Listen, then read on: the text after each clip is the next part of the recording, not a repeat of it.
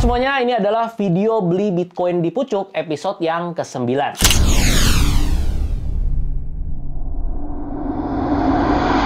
Seperti biasa, kita akan update untuk porto nabung rutin Bitcoin kita, dan kita akan beli Bitcoin hari ini senilai 10 juta lagi. Per video ini dibuat hari ini tanggal 28 April, tepatnya jam 11 malam. Habis itu sekarang kita akan sambil screen record biar kalian bisa sama-sama lihat. Nah, udah muncul ya harusnya, kalian bisa cek di sini. Ini kondisi sebelum kita belanja, total Bitcoin yang kita punya 0,074 sekian Bitcoin, total senilai 76 jutaan. Dan di sini kalian bisa lihat, gue juga udah top up ya 10 juta seperti biasa. Habis itu per hari ini harga Bitcoin itu di 1 miliar 35 juta. Oh ya, mungkin buat teman-teman yang baru pertama kali nonton series ini merupakan series nabung Bitcoin. Dimana gue akan beli Bitcoin 10 juta setiap minggunya dan gue update secara transparan di channel YouTube ini. Jadi kalian bisa sama-sama lihat nanti progresnya gimana, kalau lagi untung gimana, kalau lagi rugi gimana, dan nanti sampai tahun depan seperti apa. Mungkin buat teman-teman yang baru pertama kali nonton series ini, kita cek dulu nih di time frame daily. Nah, kalian bisa lihat di sini ya. Total ini ada tulisan ini ya, buy-nya ada 1, 2, 3, 4, 5, 6, 7, 8. Total udah 8 episode kita upload, dan episode kali ini merupakan episode ke-9, kita akan buy lagi 10 juta seperti biasa. Oke, tanpa lama-lama sekarang langsung aja kita beli Bitcoinnya. Ini kita pakai order pasar aja biar cepat, kita masukin 10 juta seperti biasa. Udah, dan kita pencet buy. Kalau ini udah berhasil ya, kita akan lihat di historinya. Di sini riwayat pemesanan. Nah, ini ya.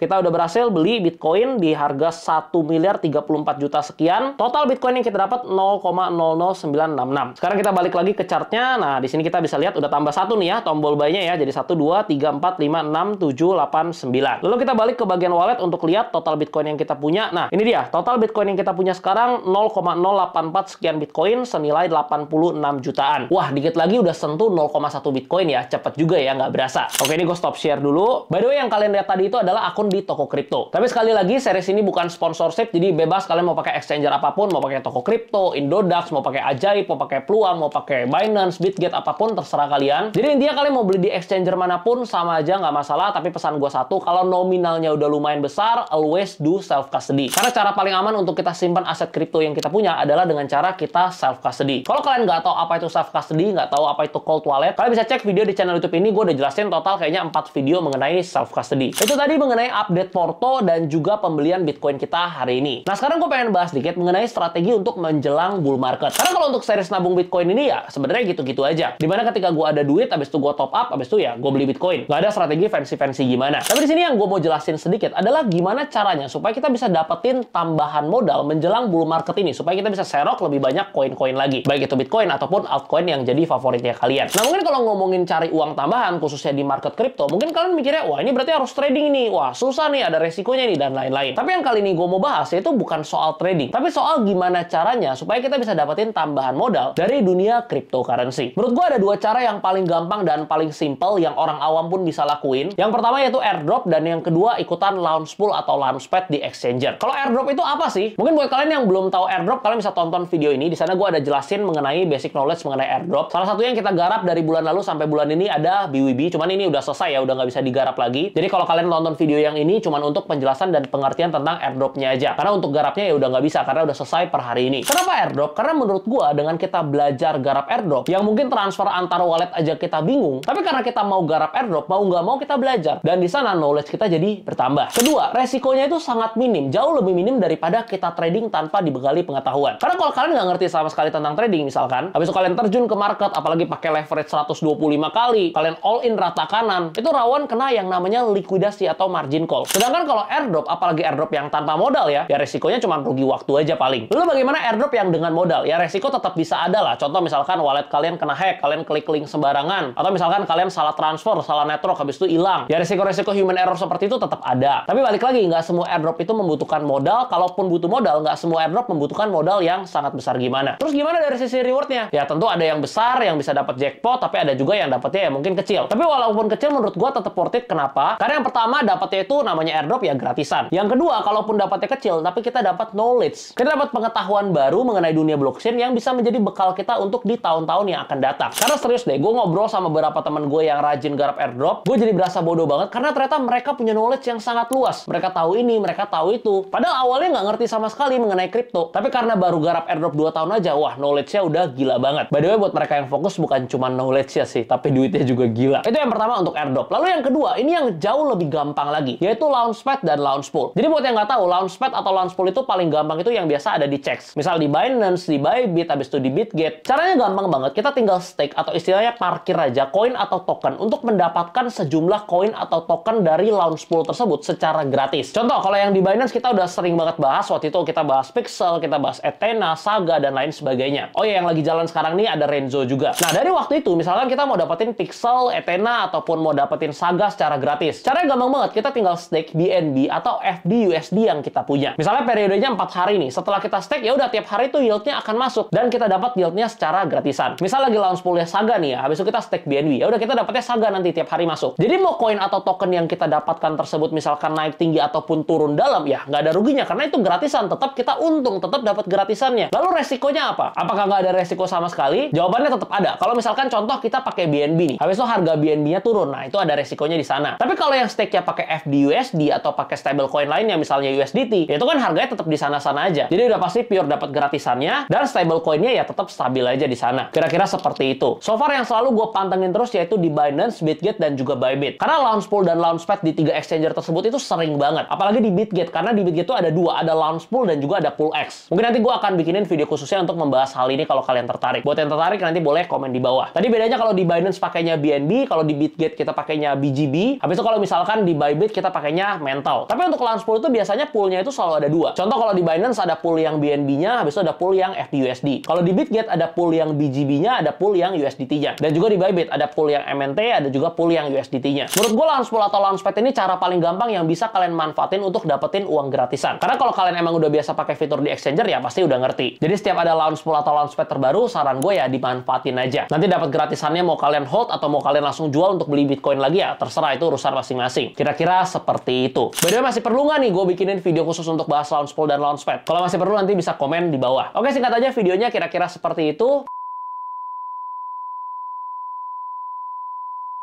Oh ya, buat kalian yang mungkin memang belum punya akun di beberapa Chex yang memang sering banget ada Launchpool dan Launchpad-nya, kalian bisa cek link di deskripsi, semuanya udah gue taruh di bawah. Masih ada diskon fee transaksi 20% seumur hidup. Jadi selama masih ada promonya, mending kalian sign up dulu aja. Karena jangan anggap remeh 20% loh, kalau ditarik setahun, 2 tahun itu sih berasa banget. Sampai di sini aja videonya. Like kalau kalian suka, subscribe buat yang belum. Kalau kalian punya request tentang apapun, boleh komen di bawah. Sampai ketemu di video berikutnya. Salam beli Bitcoin di pucuk. Satu hal tambahan lagi gue lupa. Jadi banyak dari kalian yang selalu bilang kalau gue ngomong itu agak kecepetan. Atau beberapa bilang, aduh pusing bang kecepetan. Mungkin itu gaya ngomong gue yang terlalu cepat. Jadi gue berusaha juga untuk turunin pelan-pelan. Harusnya dibanding tahun kemarin udah jauh lebih pelan. Tapi kalau kalian memang merasa masih kecepetan, di bawah kanan ya, kalian bisa klik, itu bisa diturunin speednya. Jadi pakai aja 075. Mungkin kalian bisa lebih enjoy dan lebih ngerti. Thank you semuanya.